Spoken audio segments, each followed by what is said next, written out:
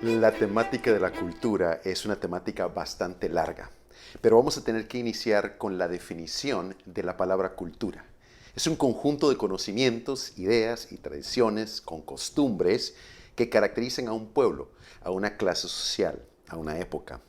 Todos somos parte de una cultura y sin embargo dentro de esas culturas traemos nuestras propias subculturas. Por ejemplo, yo vivo en una cultura, pero en el momento que me hago parte de una congregación, mi congregación también tiene una cultura.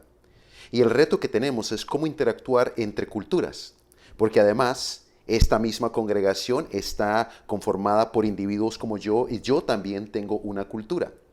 Muchas veces, cuando viene el punto del ministerio, encontramos un choque entre culturas, porque no hemos aprendido a interactuar con las culturas alrededor nuestro. Uno de los retos que tenemos nosotros hoy con la nueva generación, con los jóvenes, es la diferencia tan grande que hay, no solo de la generación, o sea, la diferencia generacional que existe entre nosotros, por ejemplo, mi hijo mayor que tiene 25 y yo, pero también podemos ver la diferencia cultural entre nosotros y la nueva generación. Dentro de los elementos que forman una cultura está el idioma o el lenguaje. Entonces me tengo que explicar un poco mejor.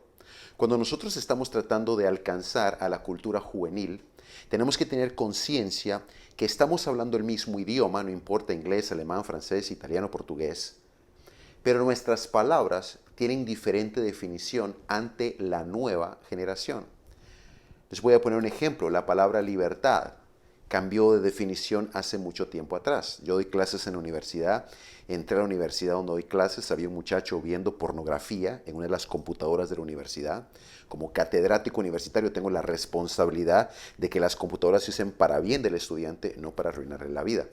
Así que me acerqué al estudiante y le dije si él sabía que eso podía arruinar su vida. Ese estudiante me vio de pies a cabeza y me dijo, ¿tú quién diablos te crees? Yo vivo en un país libre. Y él definió su definición de libertad. Dijo, yo puedo hacer lo que quiera, cuando quiera y como quiera. Yo puedo hacer lo que quiera, cuando quiera y como quiera. Eso es caos, destrucción, libertinaje. En algunos casos yo he comentado como un chiste que esa es la definición de tráfico en muchos de nuestros países. Es un caos. Eso no es la verdadera definición de libertad. La palabra de Dios nos llama a que Cristo, a través de su verdad, nos hace libres. ¿Y qué quiere decir libertad?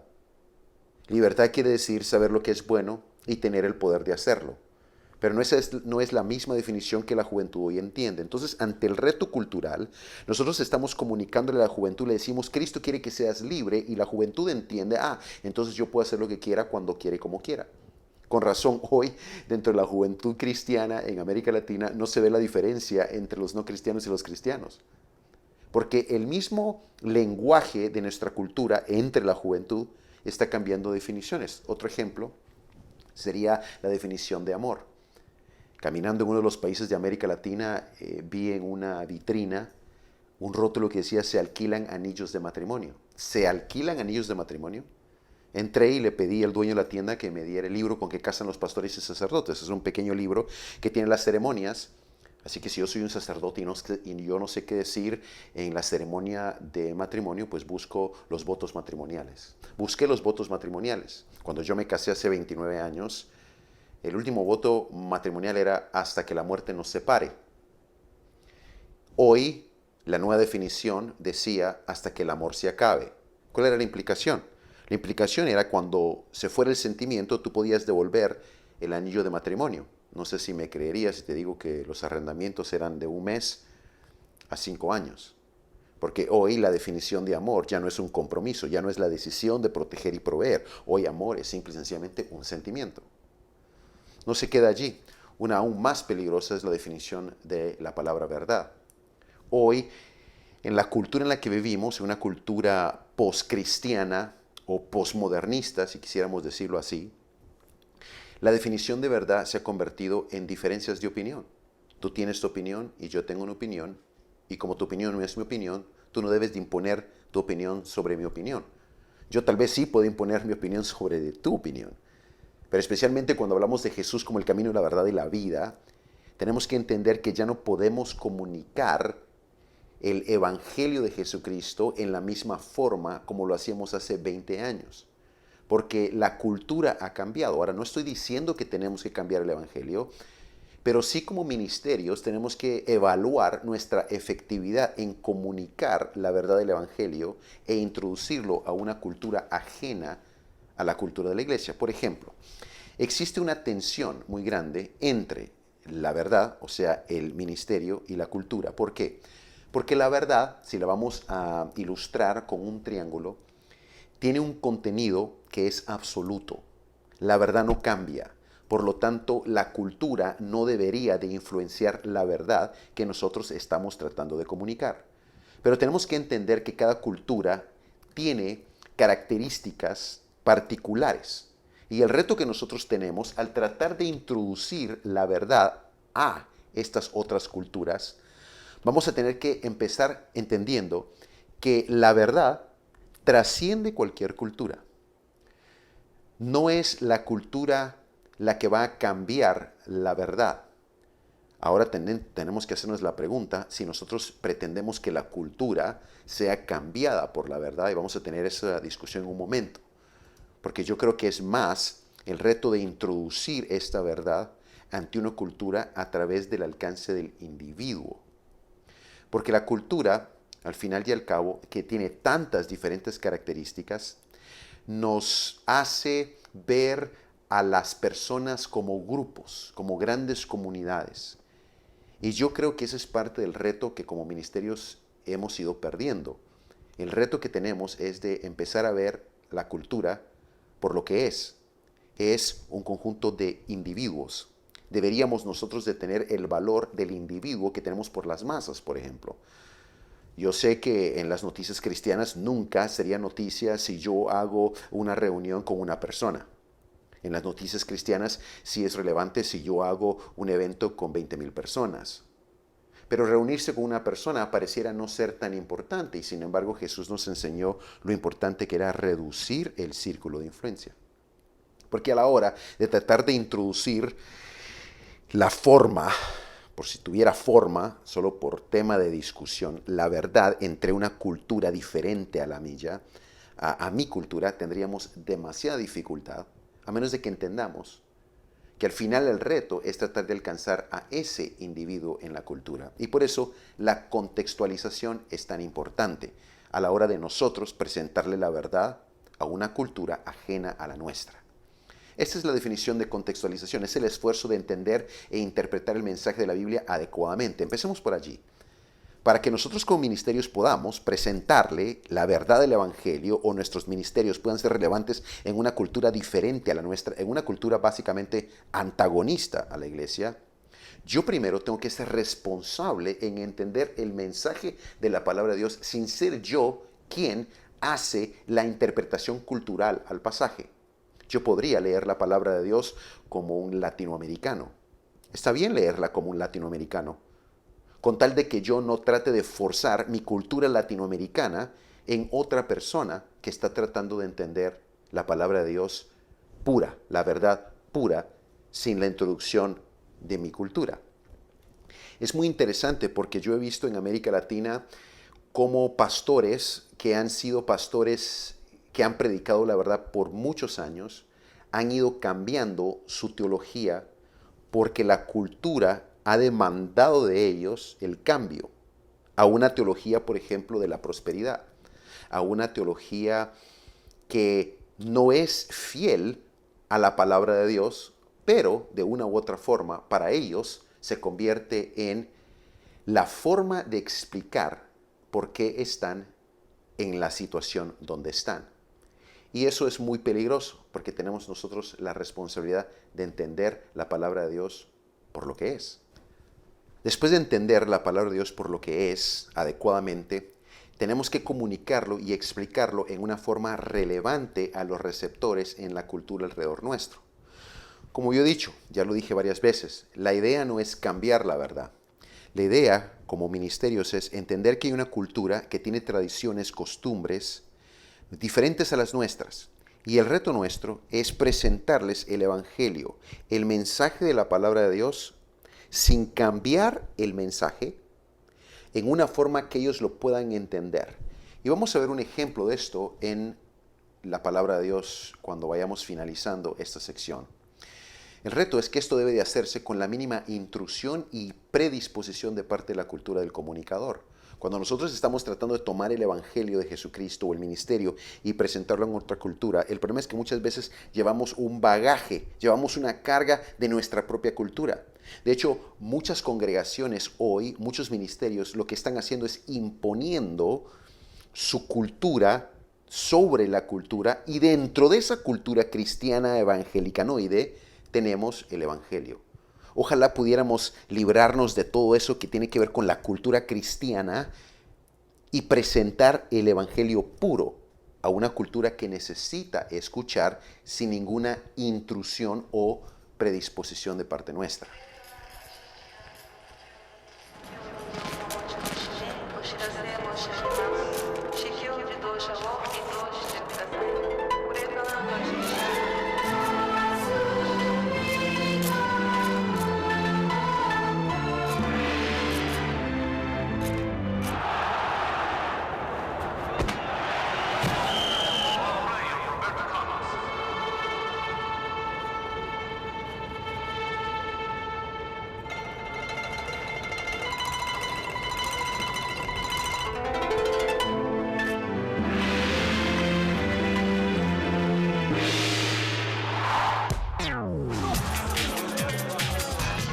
Hay mucho que se podría discutir de este video, pero una de las cosas que tenemos que rescatar es que Roberto Carlos entendió la cultura en la que estaba jugando e hizo un esfuerzo por encontrar algún factor común entre él y la persona que lo estaba esperando, este niño. Encontró ese factor común y luego lo usó para poder convertir el gol, el fin. Si nosotros queremos caracterizar esto como un momento de reflexión entre lo que nosotros podríamos hacer, tendríamos que evaluar en nuestra vida qué es aquella cosa dentro de nuestra cultura que nosotros podemos reconocer puede unificar nuestros esfuerzos. Muchas veces la iglesia ha sido conocida como el grupo de personas que está en contra de todo en nuestra cultura, en lugar de identificar aquellas cosas por las que estamos a favor y trabajar juntos con otros grupos, por ejemplo, por salvarle la vida a los bebés, por la paz, por la libertad, por la justicia. Ojalá nosotros como cristianos pudiéramos tener la libertad de acercarnos y encontrar esas cosas comunes que nos unen y no tanto las cosas que nos separan. Niebuhr hizo una caracterización de la interacción que existe hoy dentro de o entre Cristo y la cultura. Y yo creo que es interesante evaluarla desde la perspectiva de cómo nosotros como ministerios podemos interactuar con la cultura. En esta forma de explicarlo existe una acomodación. En el extremo que tenemos acá es una oposición con contraste gigante dentro de la iglesia o el ministerio o Cristo y la cultura. Y del otro extremo tenemos una acomodación absoluta del ministerio o de la cultura. Por un lado, podríamos nosotros estar presentando un Cristo que está en contra de la cultura. Y en el otro extremo podríamos estar presentando un Cristo que es totalmente de la cultura. Podríamos también estar presentando un Cristo que está transformando culturas en lugar de alcanzar individuos. O podríamos estar presentando un Cristo que está sobre la cultura, totalmente irrelevante, desconectado de la cultura. O podríamos estar presentando un Cristo que tiene una interacción, una paradoja entre la cultura y esta verdad que se está tratando de comunicar.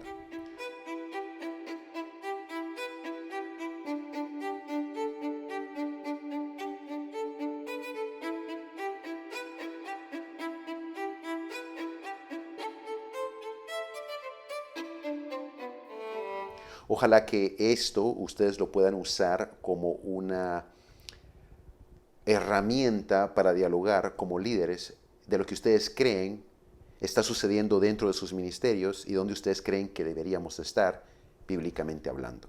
Lo presento para que ustedes lo tengan como una herramienta para discutir y para hablar. Quería que tomáramos unos cuantos momentos para hablar de la interacción que tuvo Pablo con la cultura. Y eso lo encontramos en Hechos, capítulo 17, versículo 22 al 24. Voy a leer de la Reina Valera del 60. Entonces Pablo, puesto en pie, él estaba en el Areópago, en un centro de discusión, en un centro de exposición, en un centro de educación en Atenas. Ya solo en el estar allí hay que aplaudir que Pablo pudo llegar a ese punto. Muchos me preguntaron por qué saqué un doctorado en filosofía y educación. El doctorado de filosofía y educación realmente abre puertas para yo poderme parar en el Areópago de Atenas, por decirlo así. Como pastor hay situaciones donde yo no podría tener voz o voto, pero esto es una herramienta que me permite a mí poder llegar a lugares como donde Pablo estuvo, en universidades, por ejemplo, en auditorios universitarios, hablando de la verdad de Jesús. Y ahora encontramos a Pablo en medio del Areópago, en medio del Areópago, y él dice: varones atenienses, en todo observo que sois muy religiosos. En ningún momento Pablo está dándole a golpes a la cultura que él está tratando de alcanzar. Él encuentra un elemento que él puede usar y reconciliar para hablar de la verdad. Mira el versículo 23. Porque pasando y mirando vuestros santuarios, me parece muy interesante que esto es parte de lo que dice la palabra de Dios, que él caminaba y él miraba, observaba. Es algo que nosotros ya no hacemos mucho. La iglesia en general en América Latina más bien se ve como una cultura que quiere imponer, como que si fuéramos dueños de la verdad, en lugar de caminar y observar. Pero Pablo explica lo que él hace, porque pasando y mirando vuestros santuarios, hallé también un altar en el cual estaba inscrito al Dios no conocido. Era, yo supongo, un rótulo que era muy fácil de ver y era al Dios no conocido. Era un rótulo cultural, representaba lo que estos atenienses creían y lo que otras culturas creían, porque este era un centro cultural gigantesco en el mundo en el que Pablo se movía. Pero él toma este rótulo, este símbolo cultural, y dice: al que vosotros adoráis, pues sin conocerle, es a quien yo os anuncio. La genialidad de Pablo de tomar un símbolo cultural y en lugar de satanizarlo y decir ese rótulo es del diablo, él toma ese símbolo cultural para introducir al Dios conocido. Y vemos el desenlace de lo que Pablo estaba tratando de hacer cuando él dice: el Dios que hizo el mundo y todas las cosas que en él hay, siendo Señor del cielo y de la tierra, no habita en templos hechos por manos humanas. La genialidad de usar la puerta que la cultura le presentó a Pablo para poder cruzar a través de esa puerta y presentarles a los atenienses y a las otras culturas que estaban allí la realidad del Dios verdadero que quiere ser conocido. ¿Y cómo lo hizo? Tomando el rótulo satánico al Dios no conocido. Creo que en muchos casos hoy eso es lo que nosotros haríamos: satanizar el rótulo al Dios no conocido, en lugar de entender la responsabilidad que tenemos de la contextualización, de tomar símbolos, de tomar características de la cultura en la que estamos y hacernos la pregunta: ¿cómo podemos reconciliar la realidad de esta cultura para crear un puente de confianza, un puente de comunicación, para hablarles a las personas que son parte de esa cultura del Evangelio de Jesucristo? Temo que muchos de los mensajes que hoy la iglesia está llevando a una cultura no cristiana son mensajes, primero, malinterpretados de la palabra de Dios. Hemos formado nuestras propias doctrinas falsas y hemos permitido que la cultura nos alimente para crear nuestras propias teologías, en lugar de ver el Evangelio puro. Mi propuesta, al terminar este módulo, es esta: el Evangelio de Jesucristo sigue siendo relevante al mundo herido que tenemos hoy. Hoy vivimos en un mundo lleno de dolor y sufrimiento. Si nosotros pudiéramos hablar al dolor de las personas hoy, ese lenguaje nos permitiría entrar a cualquier cultura del mundo. Porque hoy no importa en qué país estemos, no importa en qué cultura estemos, hoy el mundo ve dolor. Y la palabra de Dios tiene mucho que decir acerca del dolor. Y si el Evangelio es tan sencillo como: yo soy pecador y necesito arrepentirme, y si creo que Jesús murió en una cruz por mis pecados y resucitó al tercer día, y me arrepiento, Él puede perdonarme y puede darme vida eterna porque Él está vivo hoy. Yo creo que ese mensaje es un mensaje relevante a cualquier cultura. Ojalá hoy podamos tomar un momento para reflexionar como líderes y hacernos la pregunta si nosotros realmente estamos siendo relevantes, no por los números que movilizamos. Más bien, ser relevante implica poder alcanzar a ese individuo que tal vez nunca va a entrar a una iglesia, pero nosotros dentro de la iglesia estamos dispuestos a dejar nuestra cultura a un lado, tomar el evangelio puro y acercarnos a esta persona a través de una relación sincera con ellos. La relación que debe de existir entre la verdad y la iglesia debe de tener una conexión relacional. Pero nuestra conexión con la cultura también debe de tener una conexión relacional, para que entonces la cultura pueda responder ante la verdad a través de una conexión relacional. Creo que la conclusión de este pequeño módulo sería: seamos personas más cercanas a cómo Jesús hizo las cosas, seamos más relacionales, seamos más personales, seamos más sinceros y honestos a la hora de tratar de alcanzar a personas en una cultura anticristiana que necesitan que la iglesia no solo pueda hablar al dolor, a la realidad de la cultura en la que estamos, pero pueda hacerlo en una forma relacional.